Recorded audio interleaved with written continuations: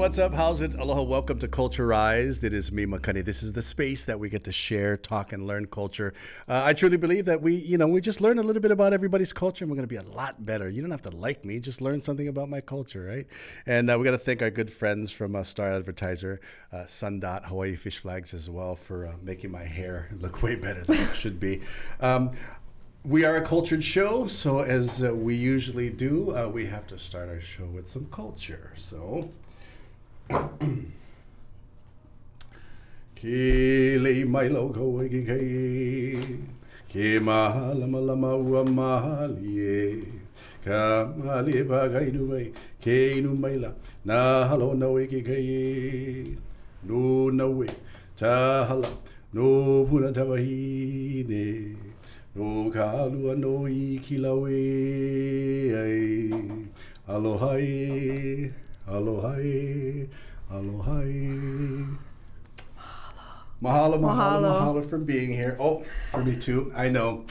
This is how we have to do it for now. So mahalo for that. This is so beautiful. We are hanging out, cultureized. That's how we do it. We always talk about protocol. And protocol is very important. So those that have been watching the show and you think, hey, what are they doing? Protocol, the best way, this is the analogy I use before I introduce my guest. The analogy I use is, it's like when you go to somebody's house, it's a knock at the door, right? You don't just walk into their house, sit on their couch and go, hey, I'm here. You got to give them the option to let them know if you want to be welcomed or not. So sitting in, I'm so excited that you're here. I know. And again, I know I called you last minute. I say in Hawaii, if it wasn't for the last minute, nothing would get done. Tina Henline, how are you? Great. How are you? I'm good. I'm stoked to be here. Are you? Yeah. So that is just it's a gift that I have made. It's inside. There is there's pa'akai. There's pa'akai, and of course that pa'akai specifically comes from the island of Kauai. I have some family that has the salt farms there, and as we know, culturally, I like to call that the blessing kit, right? It's the blessing kit. So as we know, pa'akai is used for cleansing and whatnot. And next to that is olena. And olena, of course, is another plant that we use. I think people call it turmeric, but it's another thing we use as far as blessing and healing and stuff. So that's for you. You can use it in your house so much. Whenever you want, or, with beautiful. people, and people that are, I will cook and prepare and drink with this. Thank you so much. Mahalo for my lei. Did you make this? I did. Nice. I did. I know last minute, but, no, but see, that's the I whipped thing. it up and it just. I love the fact that you just said I made it last minute, because we do get spoiled and we run to the lei stand and we run to right. So I had to make it.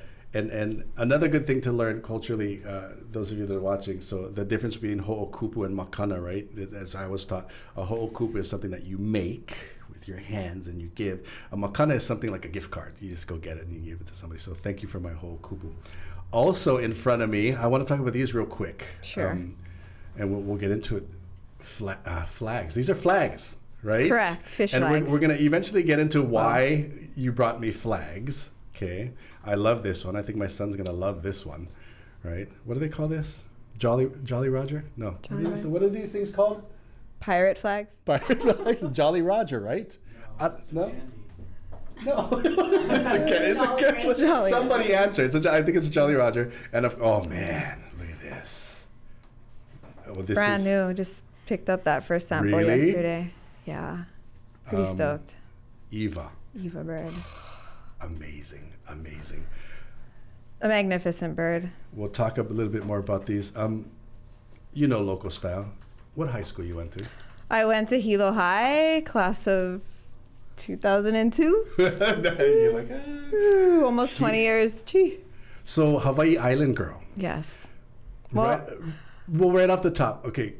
Do you say Big Island or Hawaii Island? Because some people say Big Island. Yeah. Yeah, but then I gotta explain. I always have to explain the island. Like, Big Island, what do you mean? A Hawaii Island? Yeah, but what island? But even to other local people? No. Okay. Yeah, because see, I have some Big Island, Hawaii Island friends. Sometimes I say Big Island, they're like, Hawaii Island. Or I have people that say Hawaii Island and say, only Big Island people say Hawaii Island. I was like, what do I say? What do I do? So you're gonna be you'll be my authority figure, my personal authority figure when it comes to anything Hawaii Island.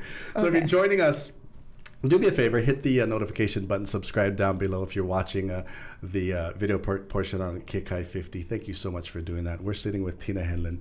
We're going to find out a lot of different things. I kind of want to talk about the culture of Hawaii, the culture of Big Island, because we know growing up in Hawaii, different islands, different towns, a little bit of different cultures, right? And that's not as bad or anything, but we want to get to that. That's how we do it right here on Cultureized. Bringing you what matters. Viewers can receive the Star Advertiser digital full access subscription for just $9.95 per month. Go to staradvertiser.com and click on subscribe. Use the code AHITHING. Bank of Hawaii. Welcome to tomorrow. Member FDIC. Hey, what's going on? Welcome back to Cultureized. It is me, Makani. I'm so excited because we get to talk about Big Island, Hawaii Island culture, and my go-to, Tina Henline. She is, you grew up, right? Where'd you go to high school? So I was born in Kailua on this island of Oahu, but when I was 3, I moved to the Big Island, to Hilo. So Hilo girl. Hilo. I consider myself Hilo. What high school? Hilo High. Hilo High. Yeah. Vikings. Hilo rains what? It's like lot. Seattle, right? 10 months out of the year. A lot. What was it like growing up in Hilo? Do you kind of remember Kailua though? Or no, not at all? I do. A little bit. I remember the little beach paths. I remember going to the beach a lot on those little like sneaky paths. But you consider yourself Hilo girl. Yeah. Right? Did you get used to the rain? I did until I moved away, and then I realized how much it rains. And then when you go back, but I feel like it rains less than it did when we were kids, because we got rain days at school where Really? we got a couple days where school was closed because it was like a mainland snow day. Yeah, exactly. What? Yeah.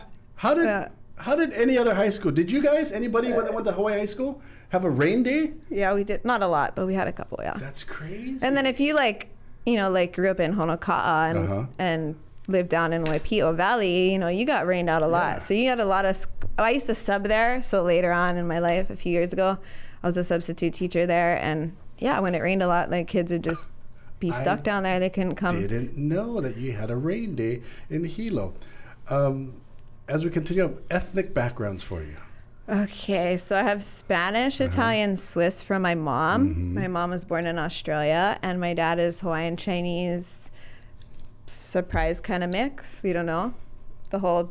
When growing up in Hilo, what ethnicity, as far as cultural practices, what was more dominant? Like the Hawaiian side, or was it just... Probably more the local side, definitely the Hawaiian, Chinese local side, but I had a lot of influence from my parents also, and my grandparents live in Australia, and so I had a lot of chances to go there when I was younger. That's and cool. So I got to learn a lot about my culture, and I had Spanish family come visit, so like throughout my life I've got to connect with those parts of my culture too. Lucky. Because you got a piece of every, usually we grew up in Hawaii. We're multi-ethnic, but a lot of times we just have one. We get in touch with one. Yeah, I've been lucky. What is there one certain one that you pili or that you are closer to? I think right now, since moving away, so I moved to Australia after high school when I was 18 and lived there for 13 years. And so I recently moved back to Hawaii again. And I think just since moving back, I'm definitely trying at least to connect to my Hawaiian culture more, like learning the language and learning about plants and fishing. Obviously, I've got blessed with this wonderful family business. So just... I like that you say that, though, that you've come up and you're diving into learning, because, again, this not sometimes, this is kind of the point of the show, is that we get to that point sometimes in adulthood where we're like, oh, I'm too old already to learn that. Oh, I don't want to learn. Or you get pressure because there's other people that maybe know more than you, and you're just like, oh, wow. So I like the fact that you're like, I have to get in touch. Doesn't matter how old you are.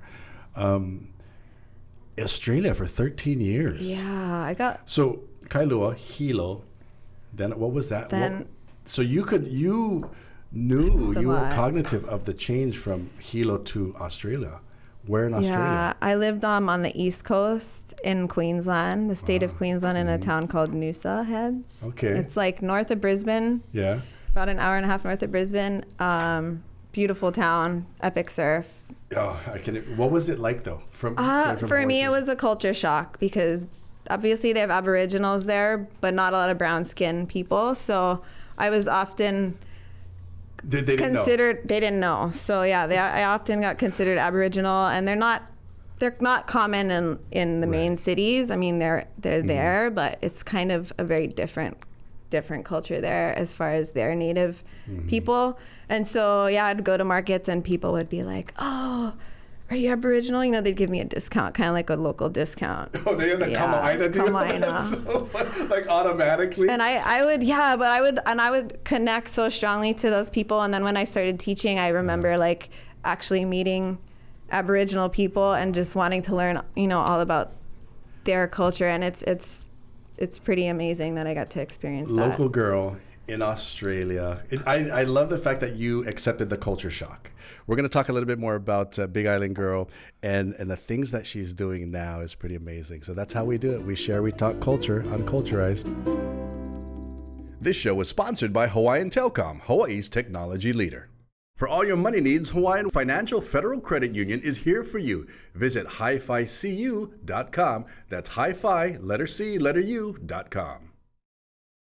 Hey, welcome back to Cultureized, sitting down with Hawaii Island, Big Island Girl. Living where we left off, you're living in Australia, culture shock. What was the biggest thing?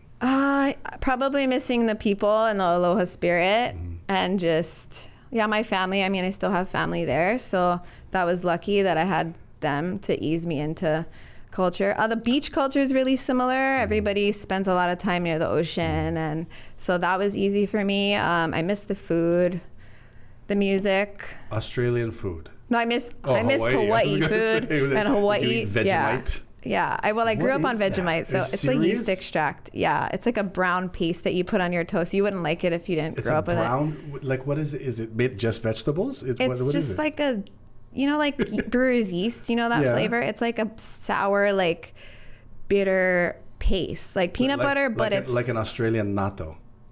Yeah, it's like Nutella, but it tastes sour, like bitter. And you like it? I like it. Do you still do it now? I would if I lived there or went to visit, but I don't really buy it in the store. My mom has it in her fridge. And you just put it on bread? Yeah, butter with Vegemite, or a Vegemite with avocado. Wow. Yeah. That I need to try it. Do you have it? One day you got to bring it. I'll bring it over one day. I'll try it. It's like a peanut butter jelly sandwich. Like kids would go with the Vegemite sandwich to school. That's a trip. It's a trip. You got to try it one day. I wonder if your son would like it. We're going to have, we'll do it one day. We'll go beach, we'll surf, and we'll eat Vegemite. Okay, shoots.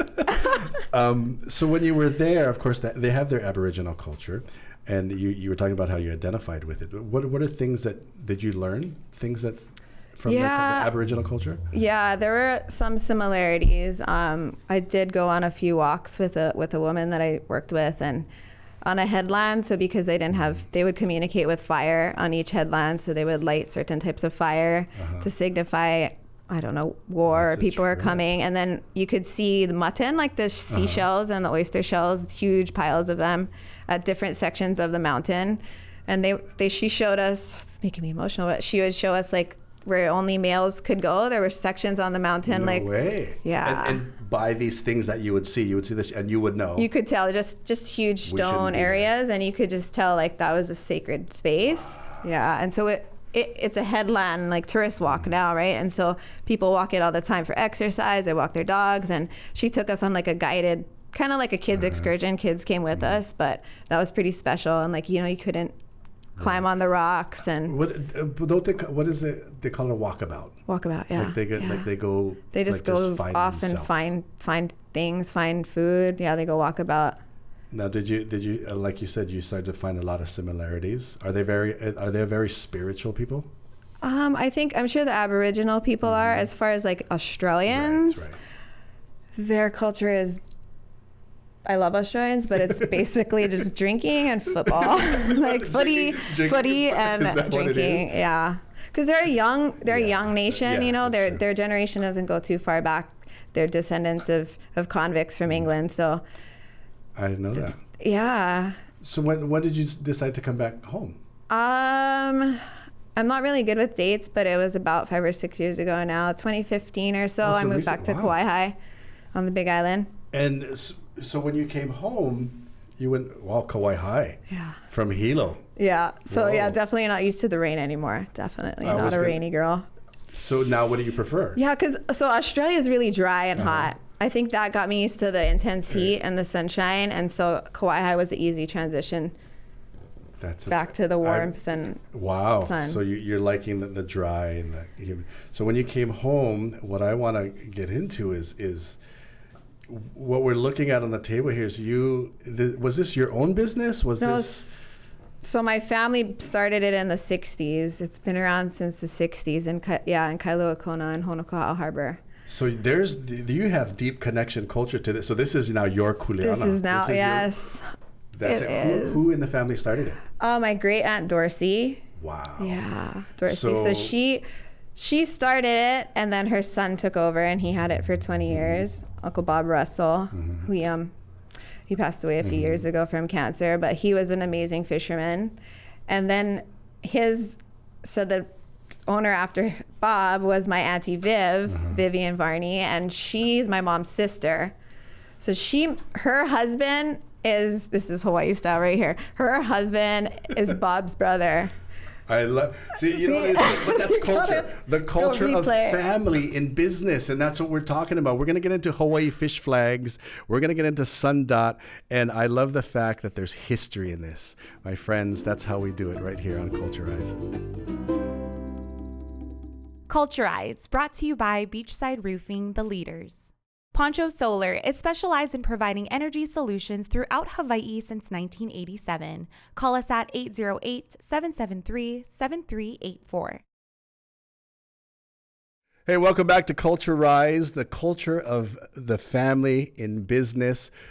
Auntie was the one. From Auntie, it went to you. Yes. So when I was little, actually, it was my first job when I was 14. I would go to her house in Waimea and fold and package the flags, and she would pay me, and that was my first job and first bikini I bought. And I didn't know I was going to be lucky enough to inherit the business. That's your responsibility. So everyone's hearing us talk about flags.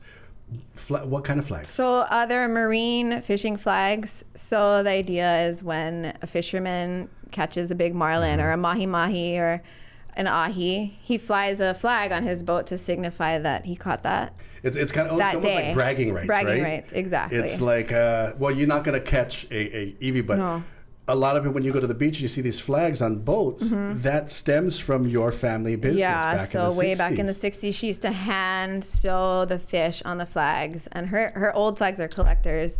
And so fishermen, they didn't have Instagram and all kinds of stuff to show off their catch, so they would put a flag on their boat, and so other fishermen could see. And then when they'd come into the harbor, people in the harbor could see, they got mahi for sale, or they're gonna weigh their marlin. Let's go check it out. Also for tournaments, like when you're in a tournament, you want to show off your flying flags. Like pre-Insta, this was that 4x5 picture. It was. And people would come in. Has there ever been times where, because we used to think when we would go fishing, it's like, we want to tell anybody what we caught. Oh yeah, so true. So like I've tried to sell them in Kohala on the Big Island, and those kinds of fishermen, they don't want people to know what they're catching. Jehara in Puna, they're not going to fly flags. Anybody to know. Well, that's interesting. So it's mostly charter boats, and so wherever you can catch large pelagic fish, Florida, we've California, bluefin tunas. We've got 20 different flags. The name of the company in Kona, but you guys are worldwide. We're worldwide, all over the world. Most fishermen that fish for large pelagic fish fly our flags. No way, I like that. Or know of Sundot, and Sundot coming from the sun, the Kona sunset, the Egyptian hieroglyphic for the sun. My Aunt Dorsey was like super into Egyptian things, and that's where the sun logo came from, the Sundot meaning. So we love sunsets, the Kona sunsets. I'm tripping out now because she hand sewn, which means she had to cut out every pattern. Did she make the flag as well?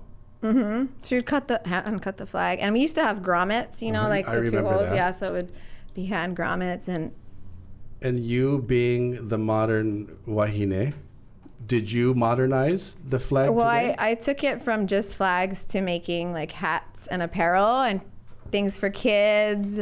Foresight. Yeah, I made a pink flag, pink marlin flag. I did a Kukia'i Mauna flag to help raise money. Like I've taken it to trying to take it to a different level. That's brilliant. So you're taking what the kuleana was giving to you by just fish flags, and you looked at it, was like, wow.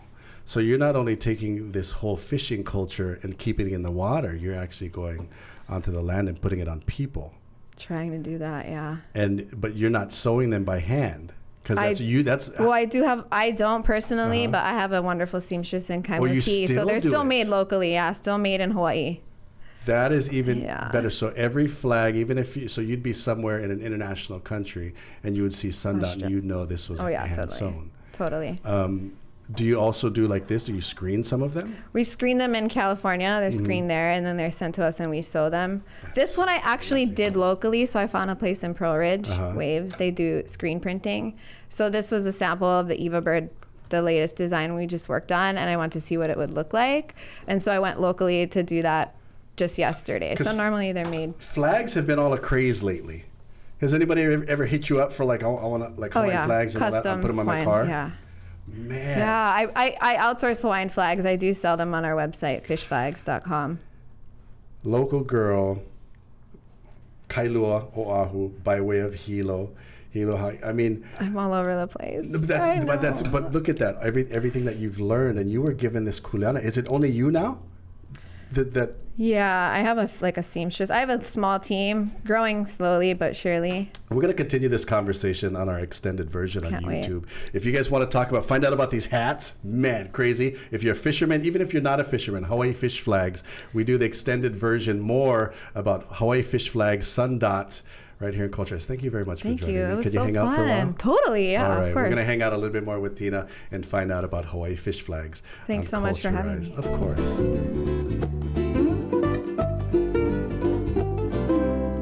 Hey, welcome back to Cultureized. If you're joining us on YouTube, this is the extended version. I took her and I said, you can't go yet because I love everything that I'm learning. I love when I have friends in front of me and I learn the things that they've been doing in their kuleana and especially their culture, as how she takes her culture growing up, even Hawaii and Australia, and you incorporate it into your adult life. So you got any questions and comments, hit right down below. Let her know if you want a hat or anything. So Hawaii fish flags. Auntie started way back in the day. Almost every fishing vessel flies it.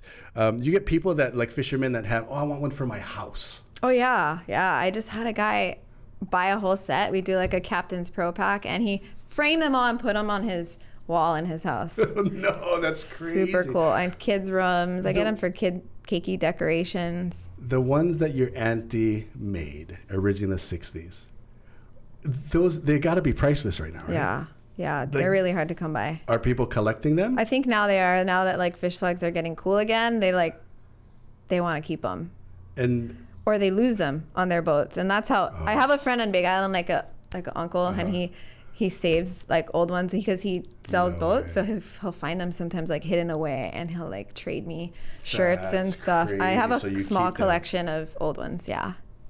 So the foresight that you have is amazing, though, because you took this family business and you said, okay, if Auntie did this, how far more can I go? What was the first thing outside of flags that you made? Was it hats? I think it might have been hats, because she kind of did a few T-shirts in the past. The basic, just a white shirt with the fish on it, just simple. And it probably was hats. I had some friends in Big Island help me with that, and then I got a hat press and learned how to do it, and now I jam out hats and even the fact that you know you're a local girl, you're a Hawaiian girl, because when you look at something, you're like, I'm gonna do it with these two hands, and you got your heat press, and you got. Okay, I mean, these ones I hand sew. Let's talk about this one first. You can't see it. What kind of fish? Ulua. Yeah, giant trevally. What's the English word? Giant trevally. Giant trevally. GT, they call it JT in Australia. Now, if you can see, I'm not sure if you can see this close. I mean, you see the fish, but you printed it on another piece of material, and you hand sewn it to the hats. Kind of looks like a patch. That is the coolest thing ever.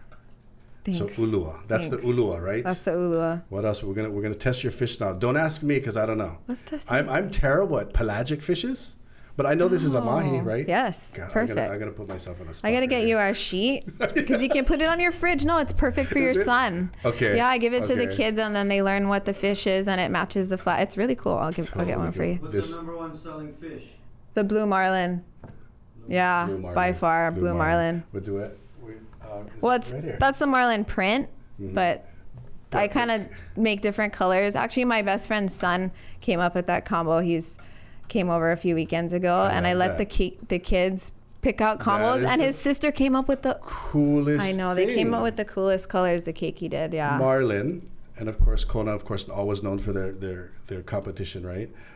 This one again is mahi mahi. What's the English word? Dolphin fish. That's weird, right? I always thought that was weird. Everybody's sense. favorite thing to order in a restaurant.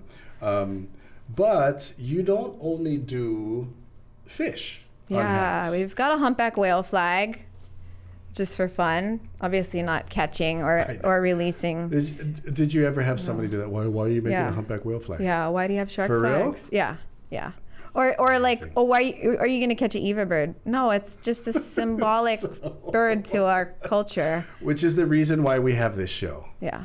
So I forgot to tell you too about the tag and release. So it's not just about catching and killing the fish. We also have a flag that's tag and release. It's a triangle burgee flag, and it has a white T on it.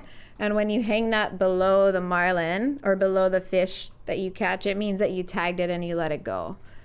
Because that's a whole nother industry of tracking fish. Now I'm thinking that fish flags were the predecessor to anything social media.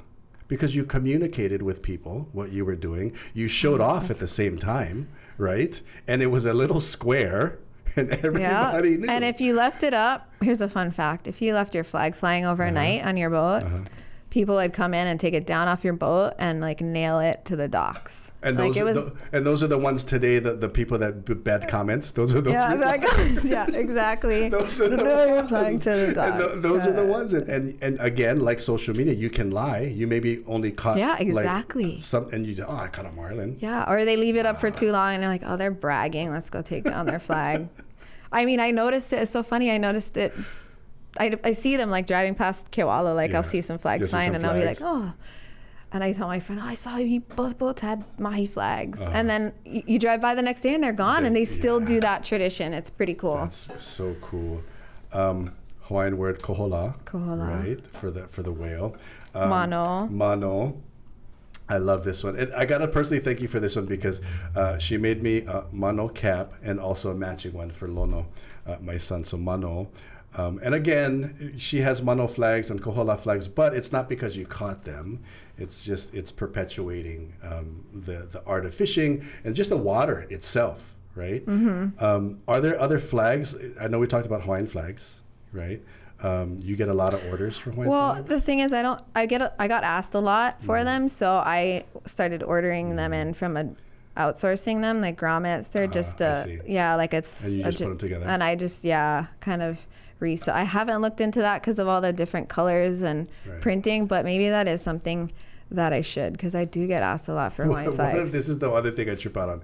Do you get people asking you about like sports flags? The whole NFL thing. It's weird, right? Because they see flag. Yeah, but then they're like, I get a lot of spam emails about that from like flag makers, but I see. What about refit, I have been getting a lot of, yes. So funny that you ask refish, because we're working on right now for Made in Hawaii Festival. I was hoping to launch a keiki flag line, so cutting them in half and doing like a mini size for kids. And the first design that we finished before the Eva was a menpachi. No way. Yeah, so shoreline in Papio. Yeah, we're gonna work on a little keiki line. I'm thinking that, like Lanai just said, that would be cool if you just went diving. And when you walk out of the water with your buoy and your little flag, and you just hang your little flags, right? Because divers are like that too, right?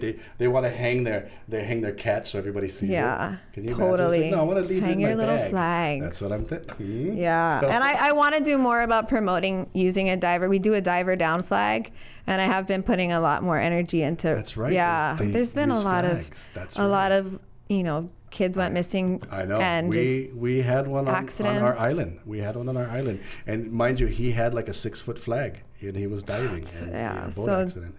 But I'm sure I love this. Do you do shirts as like t-shirts? T-shirts. We do keiki shirts. We do onesies for babies. We do pouches. Can people be like, I want a custom one. I want to put like this fish on this onesie. Yeah, they can. I heard. Okay. If I'm in a good mood. Which is just all the time. You're always in a good mood. I heard you're actually to a point where you actually have other clothing companies calling you. Aren't you designing? Yeah, I am gonna make an Aloha shirt with Western Aloha next year. That's crazy. I forgot to mention that earlier. So Western Aloha, if you know, they're kind of a newer company. Yeah. Right? Based from Waimea, Big Island. Paniolo style long sleeve shirts, Aloha shirts. It's got that cowboy. It's like the snap buttons. That's right. With what do they call that design on that? You just know it's a Paniolo shirt. They do a lot of that stitch. Yeah. So they called you. Yeah. And they want to do. Yeah. We're working on fish? we're working on like the old flags, the collectible ones we're talking about. We're gonna design a Aloha shirt based on that kind of flag for the first one. We have like all kinds of ideas for later. Happening? That's we're working on the design now, so that's early 2022 launch. Yeah. So I'm an XL. Just putting in dibs right now. You're so funny. Here's another thing. So got you. Hats, shirts, Aloha shirts, buttoned down with Western Aloha. Lanai posted something on his Instagram. It was fish slippers.